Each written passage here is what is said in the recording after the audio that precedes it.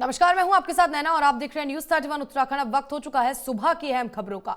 उत्तराखंड में आम आदमी पार्टी के दो बड़े नेताओं ने हाल ही में आप को छोड़ बीजेपी का दामन थाम लिया था।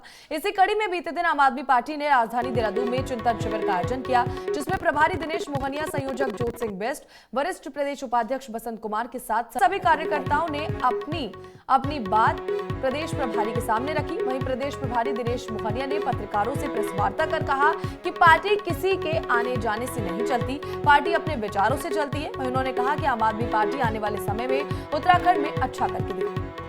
मैंने आपको जैसे पहले बताया कि कोई भी पार्टी व्यक्ति से नहीं चलती, पार्टी चलती है विचारधारा से, उसके विचार से। आम आदमी पार्टी और आम आदमी की जो विचारधारा है उसको लेकर आम आदमी पार्टी चल रही है। परिवार है, परिवार में रूठना मनाना चलता रहता है, और मैंने जैसे बताया कि बड़ा परिवार जितना होगा उसमें चीज़ें ऐसे चलती रहती है। लेकिन फिर भी ये देख के आपको अच्छा लगेगा, अभी आप कार्यकर्ताओं से भी बात करेंगे कि सब पार्टी एकजुट है, सारे कार्यकर्ता एकजुट हैं और ये चाहते हैं कि इस आम आदमी पार्टी को और आगे लेके चले। कार्यकर्ता अपनी बात कह रहे हैं और परिवार में मुझे लगता है कि सबको अपनी बात कहने का अधिकार भी है और सुनने का भी अधिकार है। तो आज सब परिवार यहाँ आम आदमी पार्टी के लोग बैठे हैं और आगे के भविष्य की चिंता भी है साथ में कि पार्टी को आगे कैसे बढ़ाना है। और साथ में इस बार भी विचार किया जा रहा है कि जो इस प्रदेश के सामने जो चुनौतियां आ रही हैं उसको हम देखते हैं कि कांग्रेस कहीं पे भी उसको एड्रेस करने की स्थिति में नहीं है। वो केवल अपने जो एक नेता है राहुल गांधी जी, उनको बचाने में लगे हुए हैं। उनको इस बात की चिंता नहीं है कि प्रदेश में जो ज्वलनशील मुद्दे हैं उनके ऊपर कौन एड्रेस करेगा। तो इसमें न केवल सरकार असफल है, साथ ही साथ एक असफल व्यक्ति भी हमको यहाँ पर दिखता है, जिसको मुझे लगता है कि एड्रेस करने की ज़्यादा आवश्यकता है और आम आदमी पार्टी से वो करेगी। ये आपने जो कहा बिल्कुल ये आज बातचीत का विषय है, और इसमें मैं ये कह सकता हूँ कि हमारे साथियों के जो सुझाव आ रहे हैं और जो चीज़ें निकल करके आ रही हैं, पंजाब में आम आदमी पार्टी की जीत और उसके बाद हरियाणा हिमाचल में आम आदमी पार्टी के साथ लोगों का मजबूत जुड़ाव, माननीय अरविंद केजरीवाल जी की और मनीष सिसोदिया जी की रैलियों में लाखों की भीड़, उससे भारतीय जनता पार्टी उत्तराखंड में हिल गई है। और उन्होंने पहले हिमाचल में और फिर उत्तराखंड में जो पार्टी का आम आदमी पार्टी का शीर्ष नेतृत्व की 5 में 2 लोग थे, उनको डरा करके, धमका करके, लोभ और लालच में फंसा करके और पार्टी से अलग करने का काम करके मुख्यमंत्री ने कहा कि आम आदमी पार्टी यहाँ पर नेस्त नाबूद हो गई है। लेकिन आप देख रहे हैं अगर नेस्त नाबूद पार्टी में इतने लोग हैं तो जिस दिन खड़ी हो जाएगी कितने होंगे, और उसके बाद उनको अपना अस्तित्व ढूंढना पड़ेगा। तो उस लड़ाई में हम आज खड़े हैं।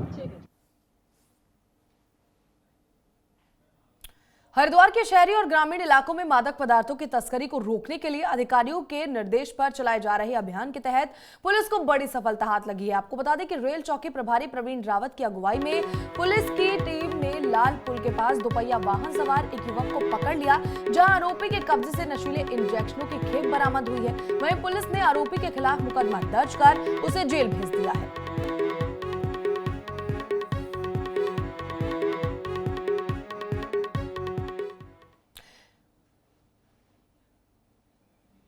केंद्र सरकार के 8 साल पूरे होने पर भारतीय जनता पार्टी ने बीते दिन हरिद्वार के भारत सेवा आश्रम में गरीब कल्याण सम्मेलन कार्यक्रम का आयोजन किया, जिसमें सांसद रमेश पोखरियाल निशंक और प्रदेश के कैबिनेट मंत्री धन सिंह रावत समेत कई भाजपा नेता शामिल हुए। आपको बता दें कि इस सम्मेलन में हरिद्वार लोकसभा की सभी 14 विधानसभा से सैकड़ों कार्यकर्ता बीजेपी कार्यालय पहुंचे, जहां उन्होंने कार्यक्रम में मोदी सरकार की 8 साल की उपलब्धियों को गिनाया और इन योजनाओं को जमीनी स्तर तक पहुंचाने के लिए प्रेरित किया।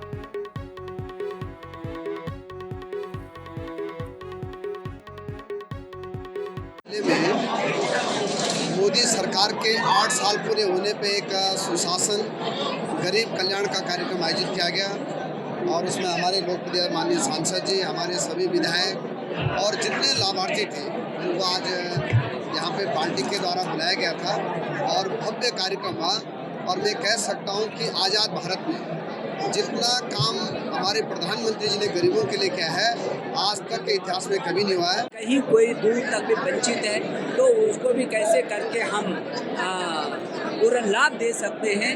ये सम्मेलन आज ऐतिहासिक सम्मेलन हुआ है और पूरी 14 विधानसभाओं के यहाँ पर प्रमुख लोग थे और लाभार्थी लोग आए हैं। मैं समझता हूँ कि देश की आज़ादी के बाद ये पहला अवसर है जब किसी प्रधानमंत्री के नेतृत्व में गरीबों के कल्याण का रिकॉर्ड टूटा है। और हमारी राज्य सरकार में हमारे प्रधानमंत्री जहां देश के अंदर इतना ऐतिहासिक काम कर रहे हैं। हमारे राज्य सरकार में हमारे प्रदेश के मुख्यमंत्री पुष्कर धामी के नेतृत्व में हमारे पूरा मंत्रिपरिषद बहुत तेजी से काम कर रहा है।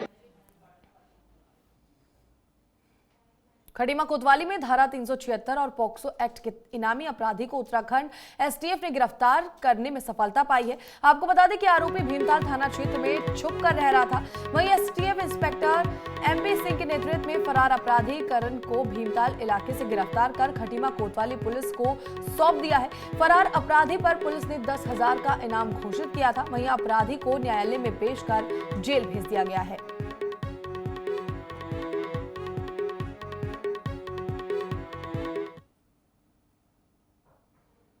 काशीपुर में भारतीय जनता पार्टी के 8 वर्ष पूर्ण होने पर गरीब कल्याण सम्मेलन का आयोजन किया गया, जहां राज्य के पुष्कर सिंह धामी सरकार के कैबिनेट मंत्री और सितारगंज विधानसभा सीट के विधायक सौरभ बहुगुणा ने बतौर मुख्य अतिथि के रूप में शिरकत की। इस दौरान मीडिया से बात करते हुए उन्होंने कहा कि देश के प्रधानमंत्री नरेंद्र मोदी जी की सेवा के 8 साल पूरे हो चुके हैं। उसी उपलक्ष्य में कार्यक्रम आयोजित किया गया है। साथ ही उन्होंने केंद्र सरकार की उपलब्धियों को भी गिनवाया। वहीं उन्होंने चारधाम यात्रा में हो रही खच्चरों की मौत के बारे में बोलते हुए कहा कि इनकी मौत के पीछे प्रशासनिक अधिकारियों के साथ साथ खच्चरों के मालिकों की भी कमियां सामने आई हैं, जिस पर स्ट्रिक्ट एक्शन लिया जाएगा और जल्द ही वहां चल रही अनियमितताओं को सुधार लिया जाएगा।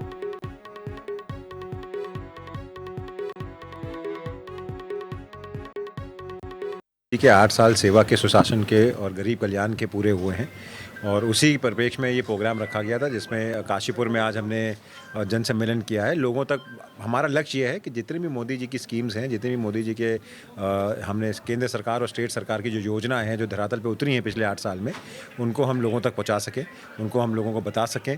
और एक लोगों के साथ बैठना भी हो जा रहा है और केंद्र की योजनाएँ और मोदी जी के सुशासन के 8 साल के हम लोग काम भी कर दे रहे हैं। मैंने वहाँ पर उनके लिए एक शेड बनवाने का डिसीजन लिया और मैं धन्यवाद देना चाहता हूँ माननीय मुख्यमंत्री जी का, माननीय हमारे जो मंत्रीगण हैं, कि जब मैंने उनके सामने ये बात रखी तो 43 लाख रुपए, पहली बार गौरीकुंड में ऐसा हो रहा है कि 43 लाख रुपए से एक वाटर प्रूफ टीन शेड घोड़ों के आराम के लिए बन रहा है, जिसमें कि लगभग 1200 से 1500 घोड़े को विश्राम गृह वो होगा। उसका टेंडर हो गया। बहुत जल्द जैसे ही यात्रा सीज़न थोड़ी कम होगी हम उसको शेड को बनवाएंगे, ताकि जब सितंबर से यात्रा शुरू हो तो घोड़ों को आराम मिले।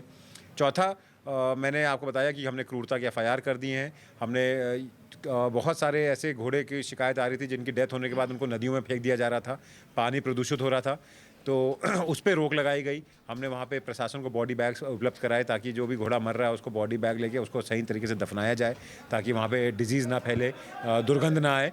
तो लगातार हमारी कोशिश है कि यात्रा को कुशल बनाया जा सके और बेजुबान जानवरों को बचाया जा सके। फिलहाल सुबह की अहम खबरों में इतना ही। बाकी की खबरों के लिए देखते रहिए न्यूज़ 31 उत्तराखंड। नमस्कार।